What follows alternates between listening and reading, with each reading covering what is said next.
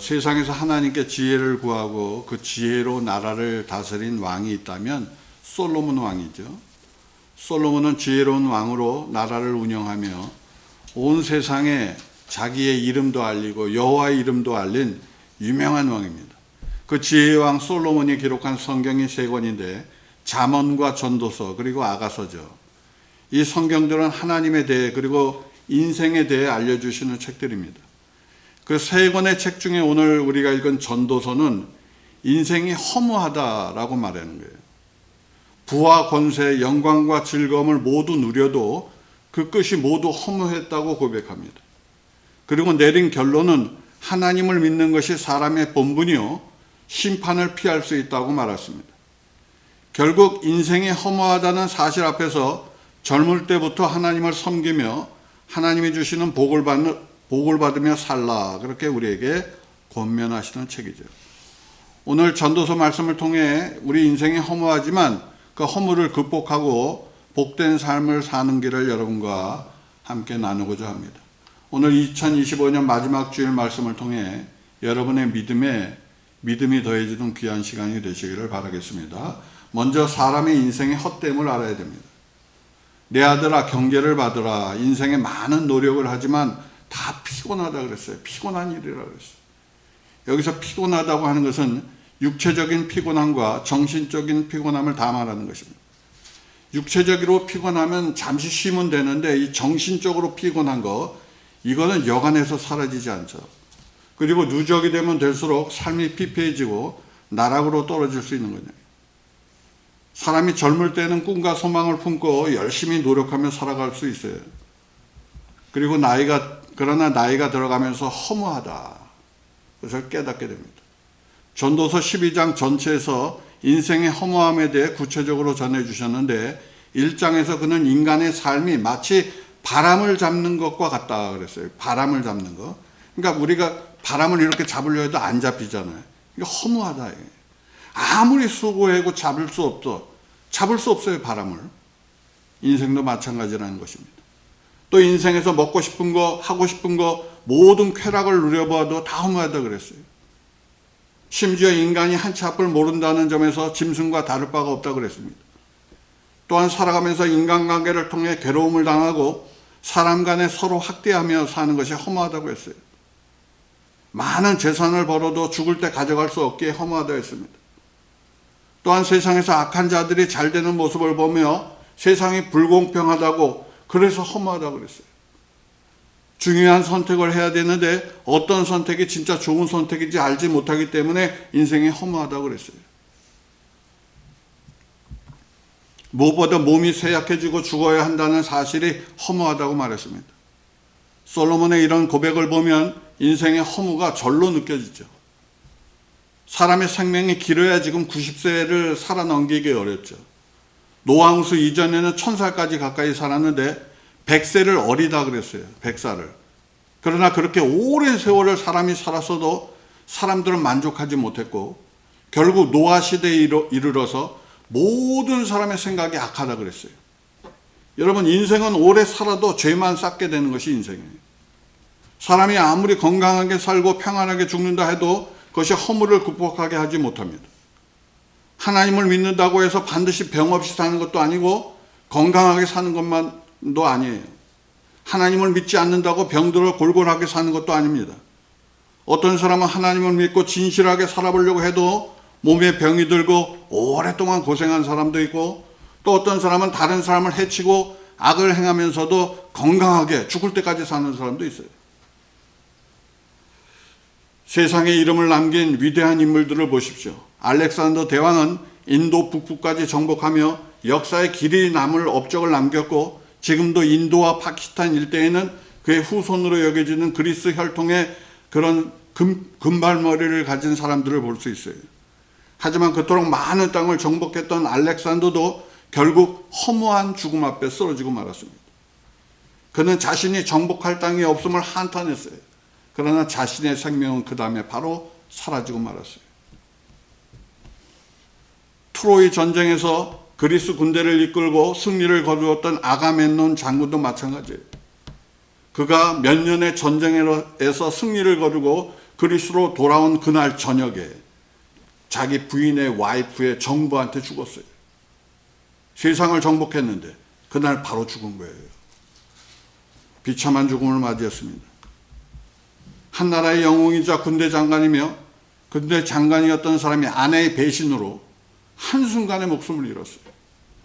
그것이 인생의 모습이며 그래서 허무하다고 성경은 말하는 것입니다. 흔히 인생을 화살처럼 빠르게 지나간다고 표현합니다.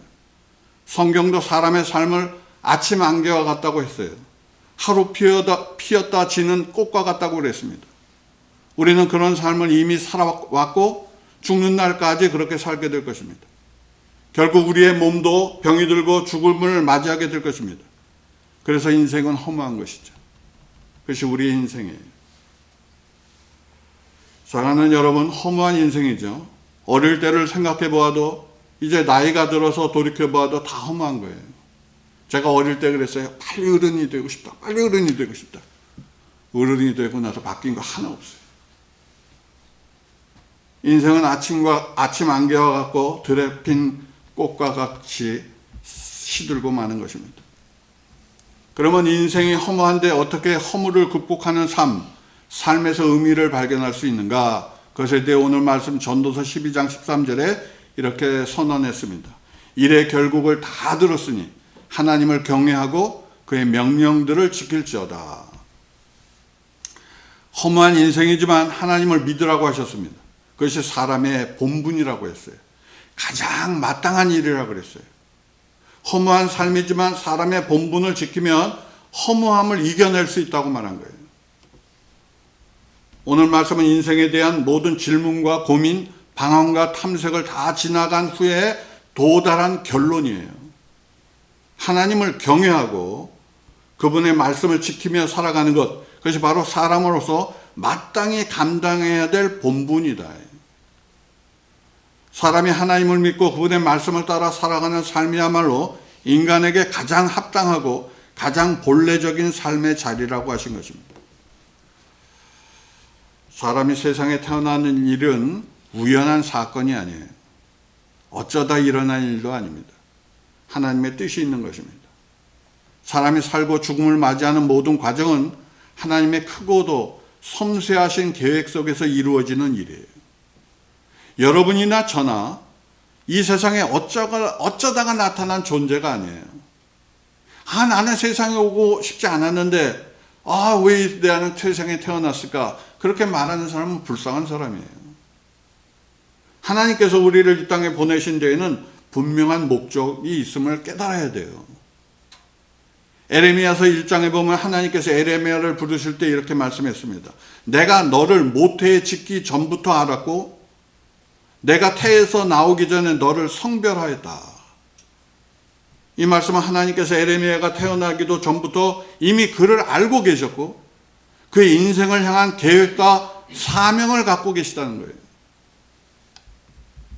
그리고 이 말씀은 단지 에레미야 한 사람에게만 해당되는 말씀이 아니죠. 하나님께서는 이 세상에 태어나는 모든 사람을 이미 알고 계시고 그분의 뜻 가운데 각 사람을 이 땅에 보내셨다는 것이에요.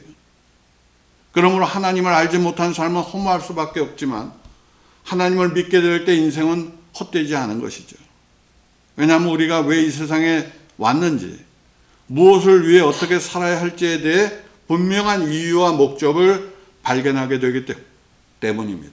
따라서 하나님을 믿는 것은 단순히 종교를 갖는 것이 아니라 자기 존재의 이유를 발견하는 놀라운 과정이라. 우리가 왜 하나님을 믿어야 합니까? 하나님을 믿음으로 죽음에서 생명으로 옮겨지기 때문에 그러합니다. 비록 우리의 육신은 연약하여 시간이 지나면 쇠하고 죽음을 맞이하게 되지만 믿는 자는 죽음으로 끝나지 않는다. 우리는 부활의 능력으로 말미암아 영원한 생명을 선물로 받게 되는 것입니다.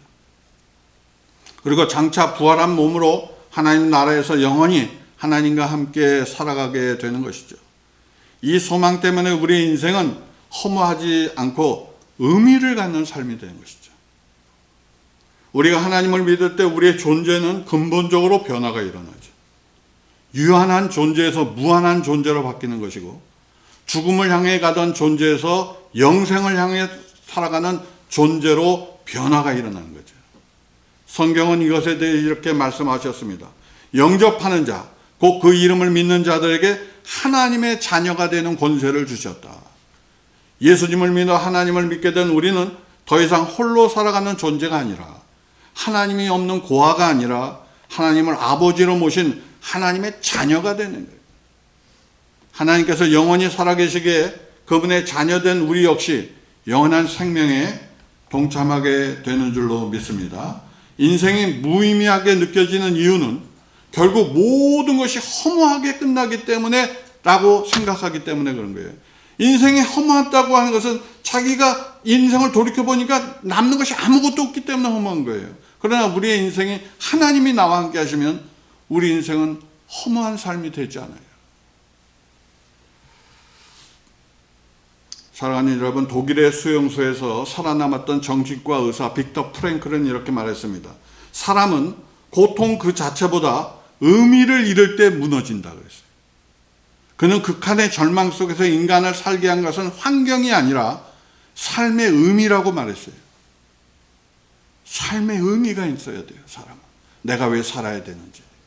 그리고 그 오직 유일한 이유는 하나님 때문이에요. 미국 현대시의 어머니로 불리는 에밀라 디킨스는 이런 시를 남겼습니다. 내가 만일 한 마음의 상처를 멈추게 할 수 있다면 나의 삶은 헛되지 않을 것이다. 내가 만약 한 생명의 고통을 덜게 할 수 있다면, 혹시 그 온해를 시킬 수 있다면, 또한 내가 숨져가는 한 마리 물새를 그 보금자리에서 다시 살게 한다면 나의 삶은 결코 헛되지 않을 것이다. 이 시가 말해주죠. 사람은 누구나 자신의 삶이 헛되지 않기를 소망하며 살아가는 거예요. 그리고 그 의미를 발견하는 순간 허무해 보이던 인생도 그 가치 있는 삶으로 변화되는 것입니다. 오늘 이 자리에 함께한 모든 분들이 비록 인생의 연약함과 허무함을 경험하고 있다 할지라도 하나님의 뜻 안에서 자신의 존재 이유와 삶의 목적을 발견하는 복 있는 분들이 다 되시기를 축원합니다. 그래서 마지막 순간 여러분이 눈 감을 때 하나님, 이 세상에 보내주셔서 감사합니다 라고 고백하며 하나님의 품에 안기는 그런 복 있는 분들이 다 되시기를 축원합니다. 마지막으로 우리는 하나님을 믿음으로 심판을 면하게 돼요. 성경은 분명히 말했습니다. 모든 사람은 죽는 순간에 영원의 세상으로 들어간다 그랬어요. 영원의 세상에서 처음에 마주하는 것이 하나님의 심판이에요. 개인적으로 삶의 마지막 호흡이 끊어질 때 하나님을 맞이하게 되죠. 또한 인간의 역사가 끝나는 마지막 때에도 하나님의 심판으로 끝나는 것이에요. 그때 하나님을 믿는 사람은 심판이 아닌 상급을 받게 되죠. 그런 사람에게 심판의 날은 소망의 날이 되는 것입니다. 왜냐하면 하나님께서 예수 그리스도를 통하여 우리의 죄를 사해 주셨고 심판 대신 은혜를, 정죄 대신 생명을 주셨기 때문에 그렇습니다. 하나님을 믿는 믿음으로 모든 죄가 사함받고 하나님을 위해 헌신한 모든 일에 대한 상급을 받게 되기 때문에 그런 것이죠. 이런 의미에서 믿음은 단순히 종교적인 선택이나 마음의 위안을 얻기 위한 행위가 아니에요. 그것은 영원한 심판에서 벗어나 영생으로 들어가는 결정적인 문과 같은 거죠. 믿음은 우리가 의롭기 때문이 아니라 하나님께서 은혜로 그 길을 열어주셨기 때문에 가능한 것이다. 우리가 세상을 살면서 하나님을 믿게 되면 심판에 대한 두려움 속에서 사는 인생이 아니라 은혜에 대한 감사 속에서 살아가는 인생으로 변화가 일어나는 거죠.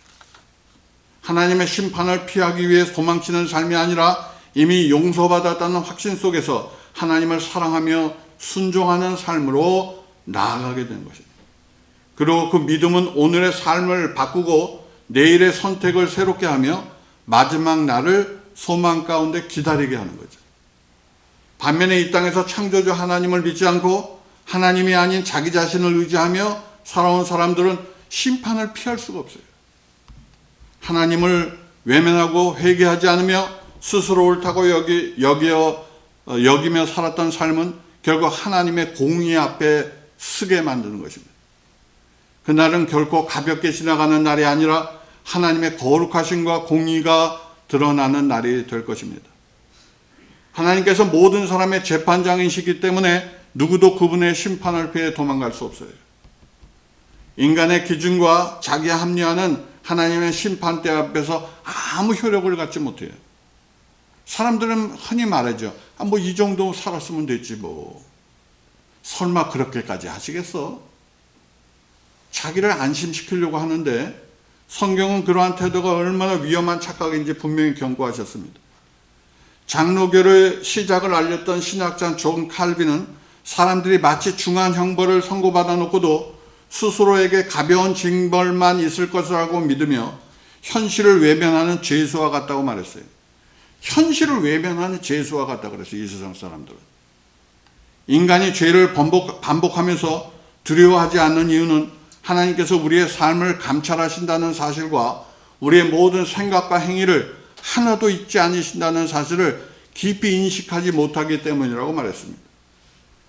사람이 세상을 살면서 아무리 자기 변명으로 자신을 포장한다 해도 죽음 후에 하나님의 빛 앞에서 모든 것이 드러나고 말 것이에요. 그러면 하나님의 심판을 피하시기 바랍니다. 하나님이 주시는 구원의 길을 걸어가시기를 축원합니다. 역사는 하나님께서 심판하시지만 구원의 길을 제시하고 계셨다는 사실을 알려주시죠. 하나님께서는 세상을 물로 심판하시기를 작정하셨죠. 그래서 노아에게 방주를 만들라라고 말씀하셨어요. 그 노아의 방주는 길이가 150m예요. 어마어마하게 커요. 높이가 30m예요. 폭이 20m예요. 오늘날로 말해도 큰 배예요. 노아와 그 가족은 100년 이상을 그 배를 만들었어요. 그 배에는 세상의 모든 살아있는 생물들, 암수가 들어갔죠. 새들도 들어갔어요. 그래도 많은 자리가 남았어요. 그러나 세상 사람들은 노아 가족을 비웃었어요. 심판을 비웃었습니다. 무슨 비가 내린다 그러냐? 지금까지 한 번도 그런 비가 내린 적이 없다. 그러나 심판의 날이 이르렀을 때 방주 밖에 있던 사람들은 점점 물이 불어나는 것을 피할 수 없었어요. 하나님의 심판이 임했을 때 삶과 죽음의 차이는 오직 하나였어요. 방주 안에 들어갔느냐 아니냐. 뭐 그 사람이 도덕적으로 낫냐 덜하냐가 아무 문제가 안 됐어요. 오직 하나, 방주에 들어갔느냐 안 들어갔느냐 뿐이에요. 노아 방주는 오늘날 우리에게 분명한 메시지를 전해주죠. 예수 그리스도 안에 있는 사람에게는 심판이 면하지만 예수님 밖에 있는 사람은 심판받게 돼 있어요. 여러분, 방주가 하나였던 것 같이 구원의 길도 하나밖에 없는 거예요. 믿음은 선택이 아니라 심판 앞에서 주어진 유일한 피난처예요. 유월절 사건은 어떠합니까? 하나님께서 애굽 땅을 심판하실 때 모든 집에 장자가 죽으리라고 하나님 말씀했어요. 그러나 하나님이 이 심판 속에서 구원의 약속을 해주셨죠. 그것은 뭐냐? 어린 양의 피를 문설주에 바르면, 문설주 양쪽과 그 머리 위에 바르면 그 집은 죽음의 천사가 넘어간다 그랬어요. 패스오버 한 거예요. 드디어 유월절 날 유태인들은 자기 집 앞에 다 피를 발랐어요. 그러나 애굽인들은 다 우습게 생각했어요. 그런 일이 어디냐고. 그러나 그날 저녁에 죽음의 천사가 진짜 지나갔고 모든 마다들이 다 죽어버렸어요. 피가 있는 집에는 울음이 없었어요. 그러나 피가 없는 집에는 통곡이 있었어요. 심판의 기준은 인간의 행위가 아니라 하나님이 정하신 구원의 표식이 있느냐예요. 유월절의 피는 오늘날 예수 그리스도의 십자가의 보혈을 가리킨다 말이에요. 우리가 심판을 면하는 이유는 우리가 잘 살았기 때문이 아니에요. 예수 그리스도의 피가 우리를 구원하는 거예요. 하나님은 오늘도 동일하게 말씀하시고 계십니다. 내가 피를 볼 때 너희를 넘어가리라. 사랑하는 여러분, 노아의 방주나 유월절의 피는 한 가지 동일한 진리를 말해주죠. 심판은 반드시 오지만 하나님이 그 심판을 피할 길을 먼저 열어두셨다는 것과 그리고 그 길은 언제나 믿음으로 하는 것이라는 거예요. 그러므로 하나님을 믿는 믿음은 종교적 위안이 아니라 심판 앞에서 생명을 선택하는 가장 현실적인 결정임을 깨달아야 알아야 된다. 오늘 우리가 예수 그리스도를 믿는 그분 안에 거한다는 것은 마지막 날을 두려움이 아니라 소망으로 맞이하게 된다는 뜻인 줄로 믿습니다. 이 믿음 안에 거하며 오늘을 감사로 살고 내일을 소망으로 바라보며 마지막 날을 담대히 맞이하는 복된 여러분이 다 되시기를 축원합니다. 인생은 허무하죠. 인생은 아침 안개와 같아요. 그러나 허무한 인생 가운데 하나님을 만나야 되는 거예요. 하나님을 믿고 믿음으로 살아야 되는 거예요. 그것이 사람의 본분이기 때문에 그러죠. 그것이 심판을 면하게 하는 유일한 길이기 때문에 그러죠. 하나님을 믿으면 영생을 얻는 것이고 허무함이 아닌 하나님의 뜻을 발견하고 하나님의 뜻에 거하는 사람이 되는 거죠. 오늘 함께하는 모든 분들이 하나님을 믿어 이 귀한 복을 받는 복된 분들이 다 되시기를 축원합니다. 같이 기도하겠습니다.